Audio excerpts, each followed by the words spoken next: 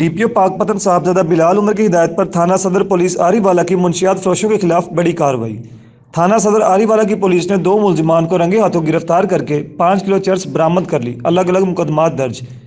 SHO राय खजर हयात की team मजहर Jameel ASI और दीगर ने पुल दरिया डंग के करीब 81 ईबी के रहायशी मुंशियात फरोश गुलाम फरीद उर्फ गोमी, जबकि दूसरी जानब इंचार्ज चौकी 50 ईबी मोहम्मद असलम एसआई की टीम ने चक नंबर 62 ईबी के करीब से अब्दुल गफार उर्फ बूटी सकना 52 ईबी को गिरफ्तार कर लिया।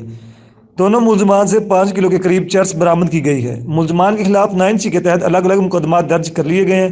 एसएचओ थाना सदर राय खजर हयात ने मीडिया नुमाइंदगान से बात करते हुए कहा कि डीपीओ पाकपतन साहबजादा बिलाल उमर की हिदायत के मुताबिक इलाका में मुंशियात फरोशों के गिर्द घेरा तंग कर दिया गया है। पाकपतन पुलिस इलाका से मुंशियात जैसी लानत को खत्म करके ही दम लेगी। कैमरा टीम के साथ जिशान मकसूद, डिस्ट्रिक्ट रिपोर्टर, जहां टीवी, पाकपतन।